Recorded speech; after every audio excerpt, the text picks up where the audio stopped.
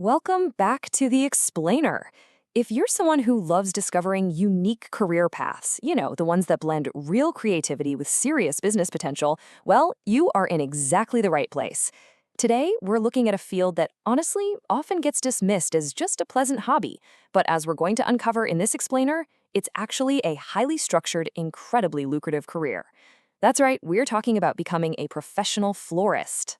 Now, just to give you an immediate idea of the scale we're talking about here, take a look at this number, INR 50 lakh. Yeah, you heard that right. That is not a corporate tech executive salary. That's the annual turnover of a successful professional in the floristry business.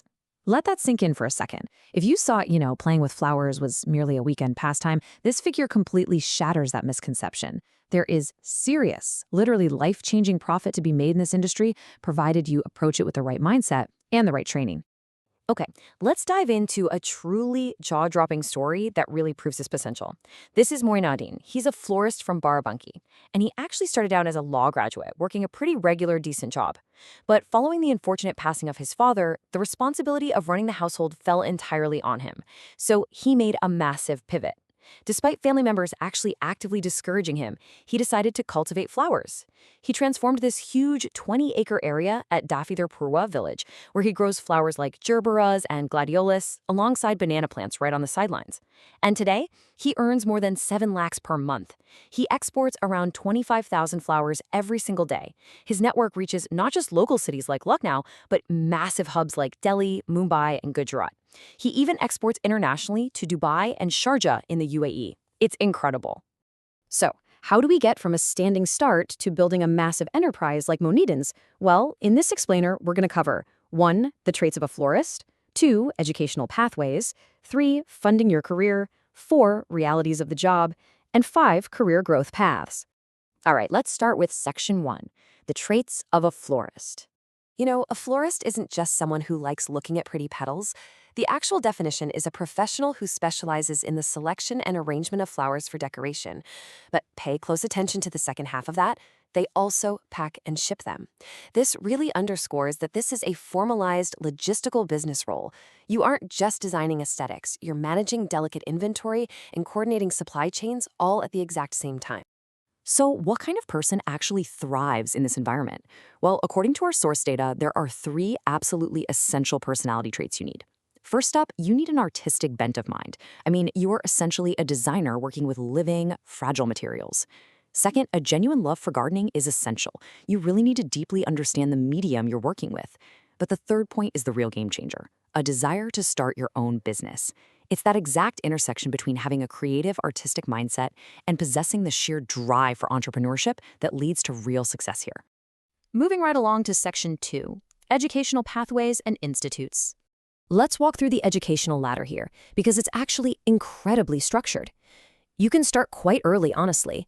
After completing Class 10 or 10+2 in any stream, you can immediately look for certificate courses in floristry or floral design, mostly offered by private institutes and vocational training centers.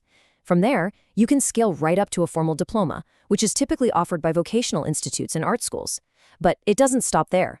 You can take this all the way to the university level with an undergraduate Bachelor of Design, a BDes, specializing in floral design or horticulture. And if you want to reach the absolute pinnacle of the craft, there are specialized postgraduate programs, like a Master of Fine Arts in Floral Design. Now, of course, education requires an investment, right? So let's pragmatically break down what the financial side looks like. A diploma course, which usually takes anywhere from 6 months to a year, will set you back approximately 20,000 to 60,000 rupees. If you're aiming a bit higher for a 1 to 2 year degree or advanced diploma course, the estimated numbers range from 50,000 to 200,000 rupees. Just bear in mind, these figures are indicative, and they will vary from institute to institute. But this gives you a fantastic baseline to start planning your educational journey. So, where can you actually go to study all this? Well, institutional support for horticulture and floriculture in India is massive. Just to highlight a few prestigious institutes from our list, you have the Indian Agricultural Research Institute in New Delhi, the Central Institute of Horticulture in Nagaland, and the National Horticultural Research and Development Foundation, also in New Delhi. Further south, there's the College of Horticulture at Kerala Agricultural University in Thrissur, and up north, the Punjab Agricultural University in Ludhiana. This really establishes just how widespread and respected this entire discipline is at a national level. Which brings us to Section 3, Funding Your Floral Career. Okay, so there are two main avenues of financial aid available to you here. Let's kind of compare them side by side. On the scholarship side, the government offers central schemes through the National Scholarship Portal, or NSP. There are also specific skill development schemes under the Pradhan Mantri Kaushal Vikas Yojana, and financial support from the National Horticulture Mission. Plus, a lot of state governments provide their own scholarships or subsidies for floriculture students. Now, if you need to explore loans instead, the Vidya Lakshmi portal is just a tremendous resource developed under the guidance of the Ministry of Finance and Ministry of Education. Additionally, states like West Bengal, Odisha, and Bihar offer student credit cards with super low interest rates, and virtually all banks provide standard education loans, so the financial backing is absolutely out there for you. Let's look at Section 4, Realities of the Job. Now, we started this explainer talking about Moinuddin's massive 50-lakh turnover, mostly to show you the ultimate ceiling of this industry, right? But it's super important to realistically manage expectations for when you are just starting out. The approximate starting income of a professional florist ranges between 32,000 and 54,040 rupees per month. That is a very solid, dependable baseline to build your life upon while you gain experience, really hone your craft, and begin building up that client network. So where exactly are you going to be earning this income? Your actual workplace can be incredibly varied. You might find yourself managing flower and gift shops, designing for high-end boutiques, coordinating logistics at massive flower import-export companies, or even running on-site floral decoration services for big events. The day-to-day reality? It's vibrant, for sure, but it is physically demanding. If you're working for an employer, you're likely to work in a studio or an open space, operating in a highly team-oriented environment. But definitely be prepared for the hustle. Retail shops are usually open 6 days a week, meaning you're likely going to work 9 to 10-hour days. It takes real stamina and dedication. However, a fantastic and really inspiring aspect noted in our sources is the inclusivity of the field. There are specific, carved-out opportunities for the differently abled in this industry, which is just great to see. And finally, Section 5, Expected Career Growth Paths. Basically, you have two entirely distinct paths available here. First, you can take the independent entrepreneurial route.